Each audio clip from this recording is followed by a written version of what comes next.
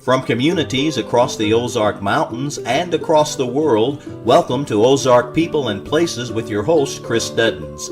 Stay tuned for an informative discussion that will give you insight to the people and places that have helped to establish the Ozark Mountain region as a thriving business, spiritual, and vacation hotspot.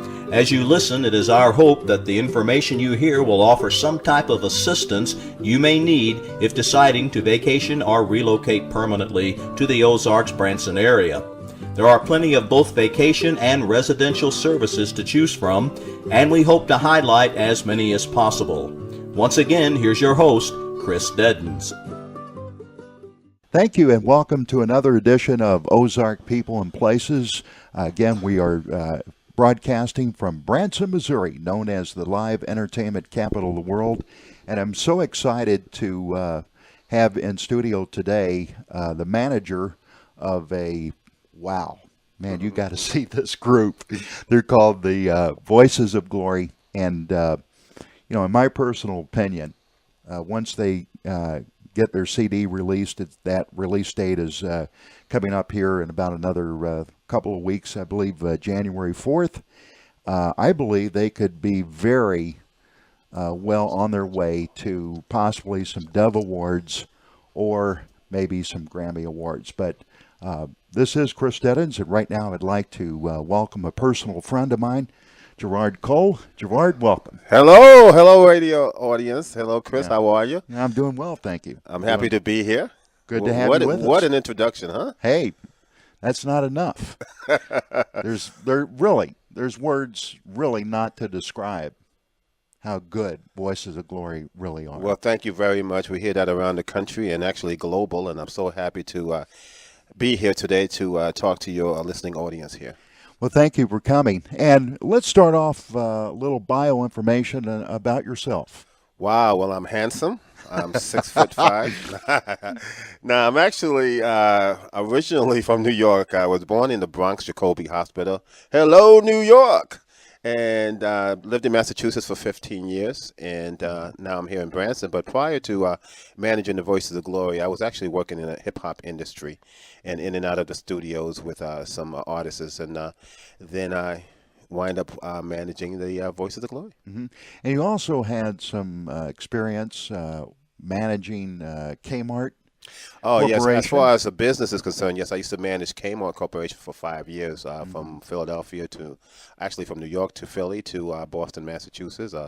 I managed in the Boston with some different outlets in Boston, as well as a senior admission officer for a computer school. And then I also was in management in the National Guard. Oh, okay. Tell our listening audience, Gerard, a little bit about your faith experience growing up in the New England area. Well, my faith experience really started actually in New York, in Long Island. I lived in Massachusetts, but I went to a church in Long Island. I actually was separated from a family of 11 and put into a foster home in Long Island, where we started going to the Church of God in Christ. And God spoke to me, and I was a member of the church, and we actually went to church every single day. We had to go to church before we even ate breakfast to Sunday school. And then we went back home, and we had our dinner. We went back to church. So it was a lot of church. We did a lot of singing, a lot of praising God, and my faith stuck with me ever since, and I'm a believer today. Mm-hmm. You talked about your management career. What type of educational process did you go through to acquire management skills? Well, I started off with kindergarten. Then I went to graduate from high school, as well as went to a couple of years of college. I took management in college at Ridley Law School of Business up in New York City. And my Kmart experience, where they teach you a lot of, as far as management. I think regardless of what you learn it in a retail business or whether you learn it in a service or wherever, management always cross over to other places. What do you feel are the key ingredients that make a good manager?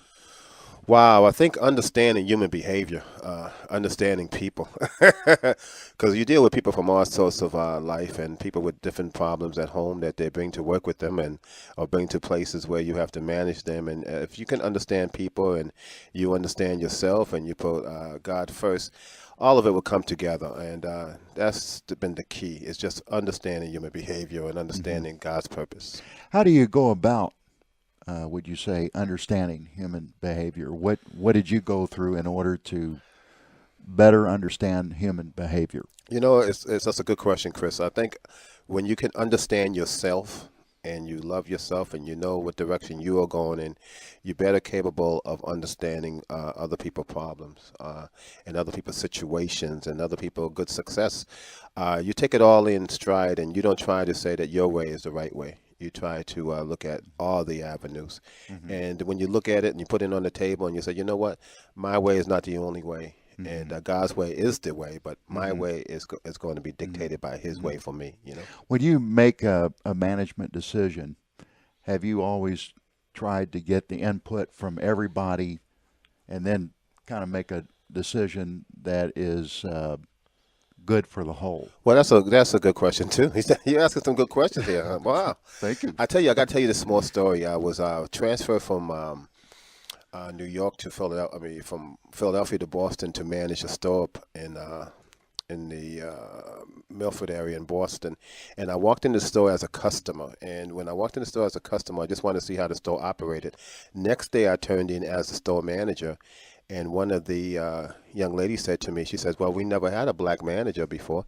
And I said, well, I'll tell you what I want you to do. I say, I want you to do the same thing you did for the white manager. And if anything goes wrong, I'll let you know. So I look at the whole process. I let people do what they're used to doing, and then I give them my input. And yes, I do ask their input as well. What do you feel are some of the challenges of being a manager of a singing group, such as Voices of Glory? Wow. Well, Voices of Glory is, as you know, is nationally well known, not only because they sing well, but because of their mother's testimony. And for those who haven't heard about it, you can log on to voicesofglory2020.com, and that will tell you the whole story, because I don't think I have enough time here on the radio to tell you. However, the challenge is to keep them humble, to keep them focused, to keep them, perfecting their skills and understanding that this is a gift from God, and if they don't continue to work on it, then they will lose it. So kids are kids. There will be kids that want the time to play and they want the time to socialize, and trying to keep them disciplined and humble, I think, is the most challenging of it all. I would have to back that up, because if you recall, that friend of mine, Roger Olson, had came in from Florida. Yes, I do. Back in August. You invited us to one of the practice sessions there, and there's Avery, Michael, and Nadia. Yes. And Nadia just celebrated her 11th birthday, and she was kind of acting up a little bit, and you had to kind of refocus her thoughts on the practice. Well, Nadia may be listening to this show later on, so I can't say she was acting up. I can say she was a little playful. So I didn't say it. Chris said it. Your Uncle Chris. Yes. So I always like to say on the record that though she wasn't acting up, but yes, she wasn't focused. And sometimes you have to kind of let them know that you didn't need to be focused. So that's what happened. In order to become the manager full-time of Voices of Glory, did you have to resign from your previous job? Oh, that's another good question, Chris. Yes, I did. I had to put my job aside. I was actually a real estate broker for 15 years. And then when I got on board with the Voices of Glory, we came here to Branson, and I actually locked myself into my apartment. It's 2407 Voices of Glory. I will say this for the IRS. I did not make any money this year. Please. This was one of the worst years I had as far as making income, but all glory be to God. Things are looking good, and I think things will happen in the future. Well, as I said on the introduction, I think there's nothing but good things ahead for Voices of Glory. What really impresses me is, Mike, your brother, and Felicia, your sister-in-law, the one that kind of inspired this new life that you all are experiencing. They've done such a great job training the kids. They're very well behaved, a lot of fun to be around. Yes, they are. First of all, you train pets and animals. You don't train kids. but they did a good job raising the children. The mother is such a beautiful woman. Felicia's such a beautiful woman, and I just love her so much. And what can I say about my brother? Many a father would actually run away from a situation like that. He embraced it, and he's been there for the kids for for everything. And so both parents, I say to you, they are an example of what parents should be. And the I kids agree. turn out to be beautiful, well disciplined, and all glory again be to God. What effect has managing the Voices of Glory had on your spiritual growth? Well, I tell you, that's Chris. I tell you, I love you, man. These are good questions because when I came to Branson, I don't know if you heard the story, but when we first arrived in Branson, a woman brought us here to open our own show. We signed a $300,000 contract, and she turned out to be a fraud. And never had any money, and we signed leases, and we looked and we said, God, what are we going to do now? And coming from Massachusetts, arriving here from Massachusetts, and the kids arriving from New York, we said, oh, Lord, God must want us here for a reason. So he actually used her as a tool to get us here. And once we arrived here, I became very, very humble. Things don't move as fast in Branson as it does in New York. And my brother taught me how to be humble and to accept things as they come. And so I put everything in God's hands, and I said, Lord, you know why we're here in Branson. I'll let you deal with this. And God said, okay, Gerard, I will. So, And he did, and everything worked out okay. so it's been really a time for the family to just kind of surrender everything up to the Lord. Well, you was asking me about me. So as far as the family, I believe the family did too. But as far as the question to me, I feel that God has really truly humbled me and opened doors for the family. And the family, I believe, too, has been humbled by this. Let me ask you this question. What were some of the conversations like? Coming from New York down to Branson, you knew that, everybody, I'm sure, was very hopeful of this new venture that this woman had presented to you all. Was there a lot of excitement about coming to Branson and maybe having really a chance to really make this a full-time effort? I just want to let your radio listeners know out there that this is the first time I've been interviewed as far as the manager of the Voices of Glory. I have been interviewed with them. But I just want to let you know that this guy, Chris, is asking some very, very good questions. Thank you. Yes, it was some excitement in the car. We were always excited. We saw billboards, and we were promised that our pictures were going to be on the billboards. We were even taken to the theater to show which dressing room was what green room was for Nadia, and which green room was for Michael and Avery, and we got all excited about it. And we were excited to the point where we came up here and signed leases, and we are still excited today. God turned things around. How do you keep that excitement going? Well, again, the people of Branson really opened up their arms to us, and also the country and even overseas, they have opened up their arms to the Voices of Glory, and we really appreciate it. And God has a mission for us. This is not our mission. This is God's mission, and God keep it going. So we just continue to do God's will, and doors just continuously opened. And to all your radio listeners who support us, we say thank you. And that's what keeps us excited, because we want to not only be successful, but we also want to make sure that we give God's message to the people. Mike is out of school, the oldest of the three, and Nadia and Avery are still in school. Are they able to balance out being the Voices of Glory and yet still having their school responsibilities?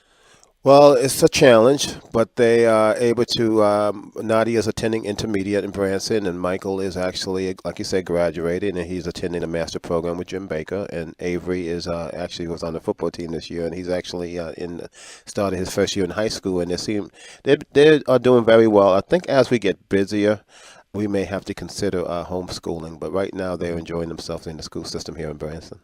How is everybody working together to make sure that the Lord stays the center of everything that Voices of Glory is all about?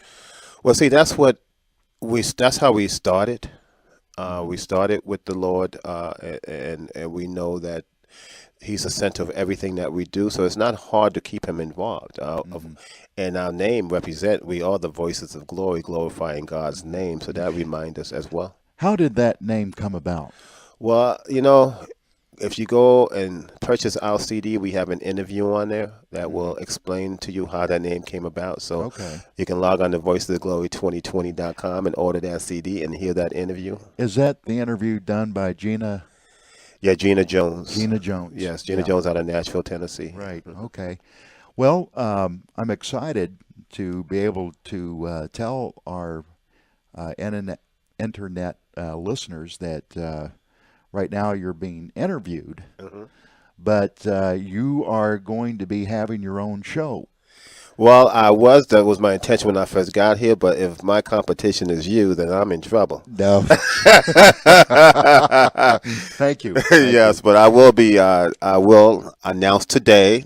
Mark this down on your calendar that today was the day that the Voice of the Glory manager, Gerard Cole, announced that he will be having his own internet show talking about management and entertainment and how to keep everything together. And if you have any questions or any topics that you would like for me to answer, please stay tuned for the information you will get from this radio station and how you can forward these questions.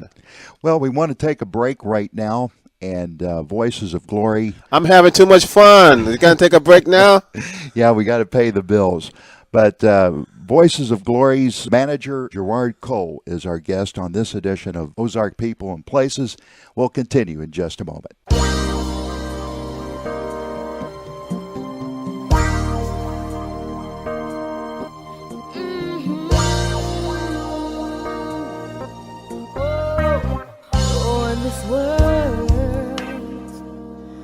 Just seems more than you can stand when you struggle for your faith. Seems so hopeless to understand when your soul feels so empty and your heart is in your hands. Just give it to the Father. You know you have a Father who cares. Yes, He loves you. He is a Father who cares. He will help you. He is a Father who cares. Even though your hope is paper thin, He can lift your heart if you just let Him in. He is a Father who cares. He is a Father who Yes, He is a Father who cares. He is a Father who cares. You don't have to fear. He will always be near. Just pray, pray, pray. When someone, wants you to do what you know is wrong. When you hurt for the homeless children, for they seem so all alone. If you have a friend who cries at night 'cause they have no daddy there, just let them know that they still have a Father who cares. Yes, He loves you. He is a Father who cares. He will help you. He is a Father who cares.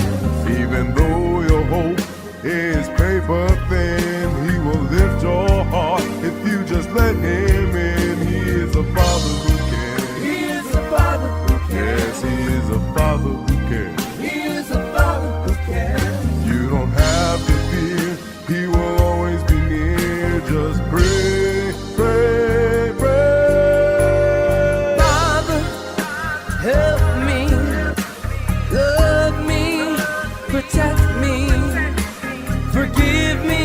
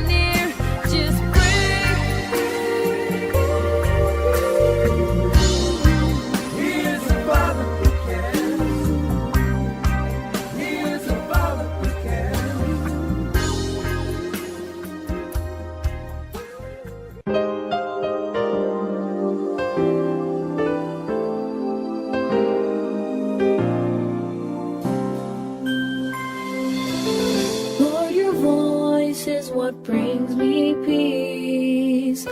Lord, your voice stills the pain in me. Lord, your voice stirs me up inside. Your voice is the answer in me.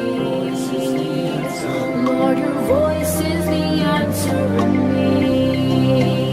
That's why we worship your holy name. We give you glory. That's to your name and the beauty of holiness. Your voice is the answer in me. Lord, your voice is the answer in me. You spoke and removed all fears. You came and you dried my tears. Wonderful, you're marvelous. King of kings, my righteousness. Your voice can still the waters. Lord, your voice can calm the seas. Lord, your voice is so powerful. Your voice is the answer in me. Lord, your voice is the answer in me. That's why we worship your holy name. We give you glory. That's to your name and the beauty of holiness. Your voice is the answer in me. Your voice is the answer in me. That's why we worship your holy name. We give you glory. That's to your name and the beauty of holiness. Your voice is the answer in me. Lord, your voice is the answer in me. Your voice, Lord, is the answer. Your voice, Lord, is the answer.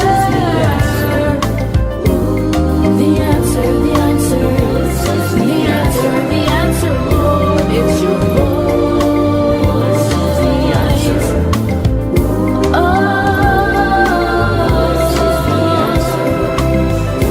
Oh, we worship your holy name. We give you glory. That's to your name and the beauty of your holiness. Your voice is the answer in me. Lord, your voice is the answer in me. The answer, the answer, the answer, the answer, the answer, the answer.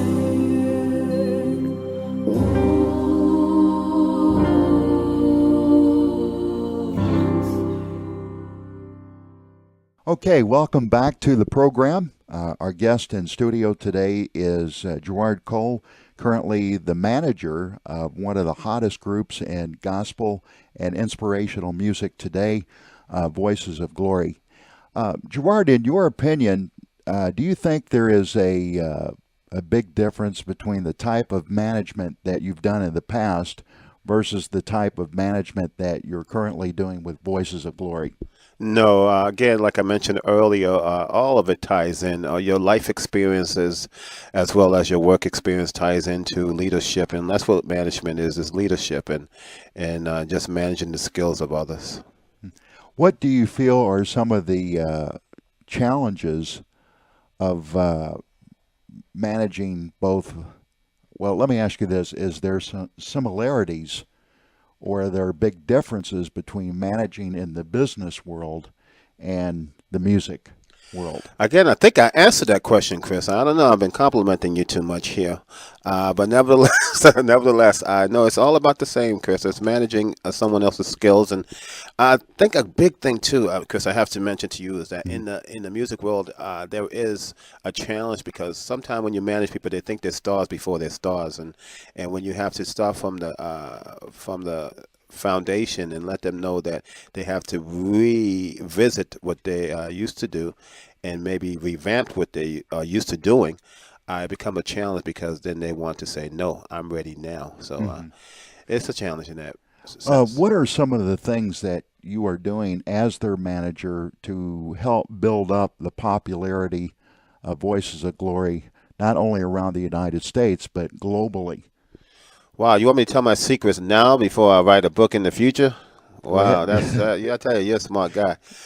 One of the big things that you have to do, and I think anyone will tell you this, is that you have to stay in the media. You have to stay in the media, and they have to know what you've been up to, whether it's social networking or whether it's newspaper ads or whether it's performing. You have to let them know that you are still there. And because we are glorifying God's name, because God has control of this, it's a little bit easier than if I would have done it on my own.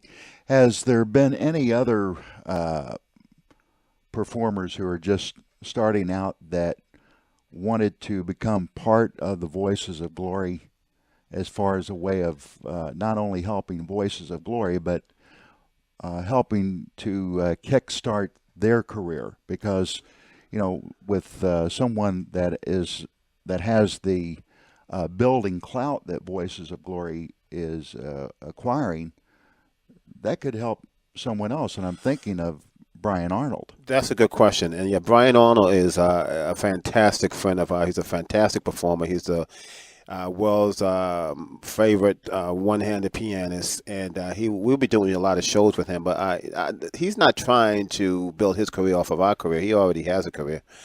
He's just a friend of ours that we'll be performing with, and we're a national name. Voice of Glory is a national name, so anyone who we perform with is going to get some of that national publicity that we get. And we, like I say, Brian Arnold already alone is a very fantastic performer. You know, I was so excited. I had a chance to meet with Don Enns, and you are becoming good friends with him.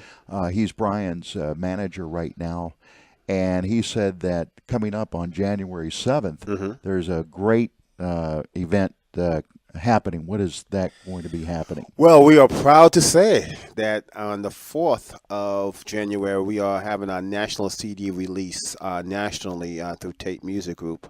But I want to let you know on January 7th, and the public is invited, we will be having a national release reception, which Brian Arnold will be a featured performer along with Barbara Fairchild. We got Kevin Chory, they're going to be there. Heart to Heart's going to be there. We have a big show. We're going to be doing this in conjunction with Loaves and Fishes, which is a big organization which feed the individuals who are out of work because of the tourism. This place closed down January and February, and they feed these people. So Loaves and Fishes is one of the main causes, but we will be releasing our CD at the reception. I think that's a great way to use the talent that the Lord has given the Voices of Glory and Brian. And I do have to back you up on Brian. He's an excellent performer. And I'm looking forward to being there on that CD release night. Before this all got started, as far as coming to Branson, you finished 5th out of 100,000 people on America's Got Talent.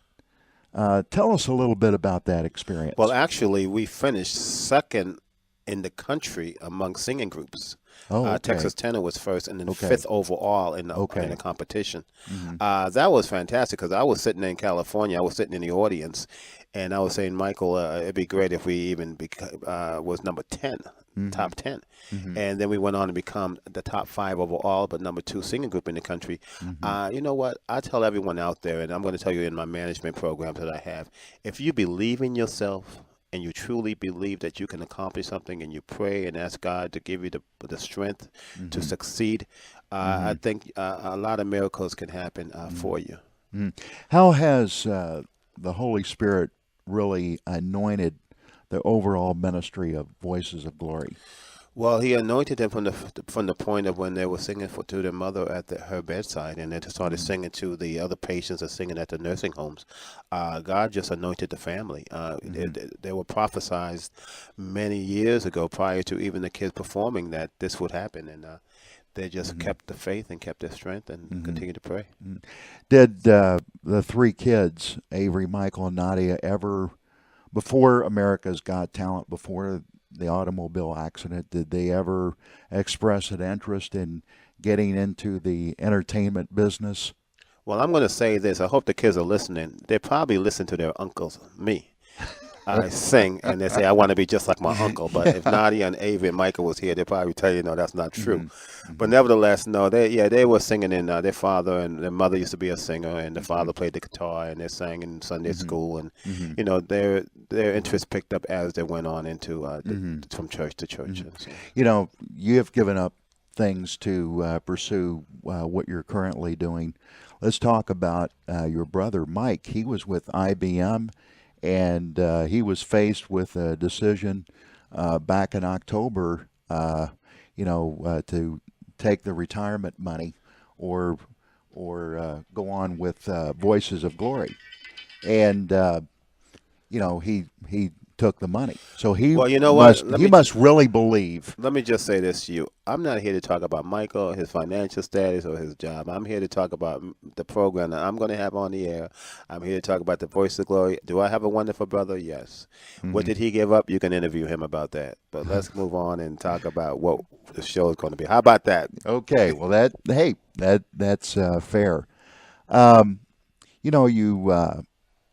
You have this singing group, and you have the three teenagers. How has this affected their perception with their friends at school? Well, that's funny because the kids are very, very humble, sometimes to the point of too relaxed because of security reasons. The children are well known nationally. I don't know, I have to say this to you on the air because I want other parents to remember what goes on with social networking, that we had over 400,000 hits from Italy alone when we was on America's Got Talent.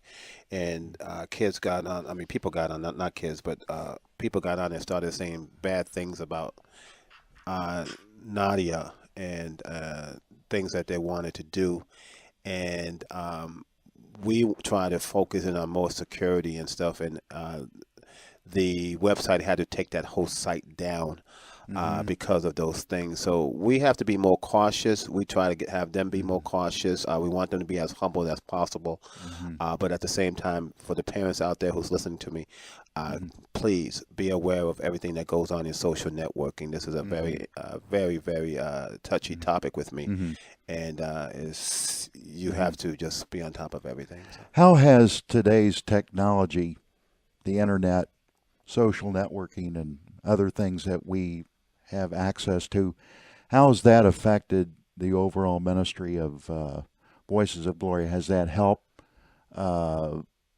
them to become more well known? The question again, I'm sorry. Okay. My mind started wandering. Okay. You have social networking today, the internet, and other technological advances we're enjoying in the 21st century. How has that affected the overall outreach of Voices of Glory? Has that helped them become more known? Yes, it has, because of social network and any type of social networking that you can actually use to reach millions and millions of people. God has spoken, and when we're able to spread that out through the social networks, so many more people can hear them. And so I really think that it helped us a lot. It gave us people an opportunity to see us and to vote for us as well. Have you had any responses from people overseas about comments about Voices of Glory? Oh, yes, we have calls come in from, again, I told you 400,000 hits from Italy. We had Indonesia. We had South Africa. We had Kenya. We had people coming from all over the country talking about how they wanted to, talk about the Voice of Glory. They love the testimony about the mom and how the children are so disciplined. So all across the country. there's been a ministry that's been very helpful in the promotion of Voices of Glory. Tell our listening audience about how the Jim Baker ministry has been a real asset to your all's ministry. Who's Jim Baker? Do anyone know who Jim Baker is? They say, yeah, I know Jim and Laurie Baker. Wonderful, wonderful people. There's some people out there that, have their own opinion, but Jim Baker is a wonderful gentleman. He actually helped our family out a lot, as well as Laurie and their family. And we're actually a member of the family, and we're proud to say so. And we stand for what they stand for, and we just trying to spread the word of God, and I think that's what they're trying to do. And so I think the answer to that question is that we love the Bakers. And you had a chance to sing at Jim Baker's daughter's wedding recently. I didn't, but the Voices of Glory did. Yeah, we had a chance to sing "On Time Our Wings," and that actually on that day, that site, it was streamed live, and they got 1 million hits on that day. Wow! Yes, wow. 1 million hits. Well, I had an opportunity to go down with you all Memorial Day weekend down to his place in Blue Eye, Minnesota. Not Minnesota. Blue Eye, Missouri. Yeah. Blue Eye, Missouri, and I had a really good time down there. It was a full day. And I'll never forget, if you recall, we came back, and then Heart to Heart, who you are performing with at the They wrote that song, Father Who Cares For Us. Yeah, and Avery asked me, is being with the Voices of Glory a lot of fun? I said, oh, yes, it is, Avery. Yes, I tell you, we have some great times. We have some great times. Sometimes, I tell you, traveling is not all the best because we travel in. By the way, we're looking for a big bus. If anyone want to donate a big bus to us, we're looking for a big bus. But traveling in an SUV altogether, we have a lot of fun. There's a lot of passing gas and a lot of... I'm just kidding.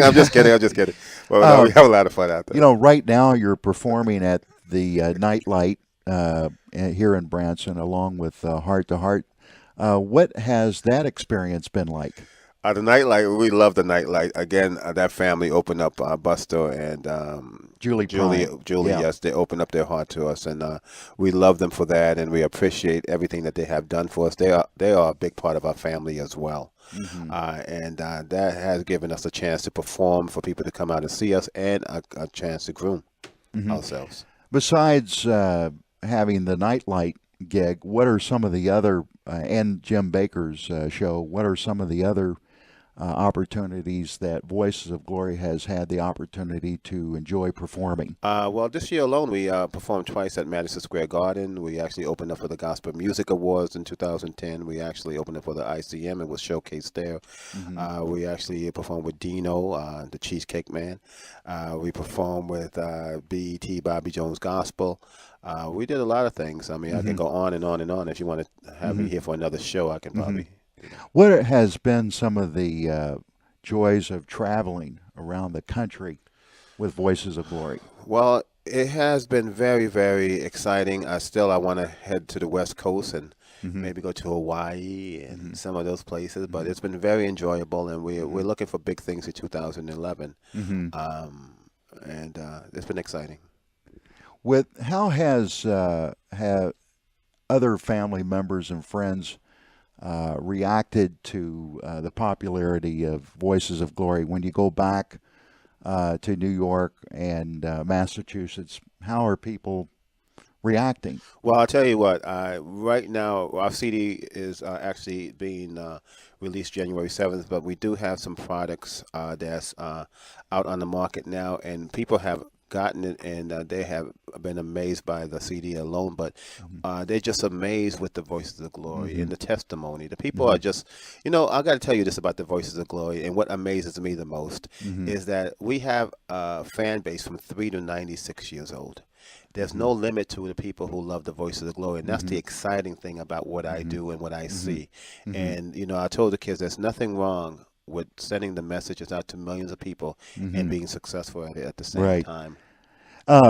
We want to say thank you so much for being Is the with interview us. over already? Yeah. I'm having too much fun here. Come on. As the saying goes, when you're having fun, time goes by quickly. Well, thanks, Chris. I'll tell you how I believe in the Voices of Glory.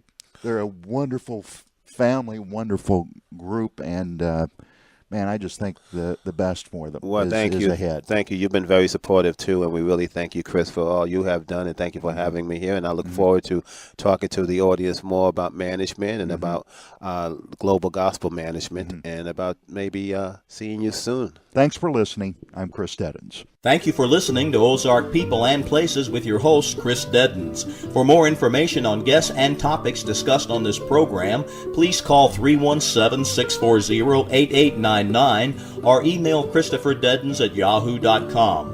The views expressed on this program are not necessarily the views and opinions of the staff and management of Chris Deddens Audio Productions.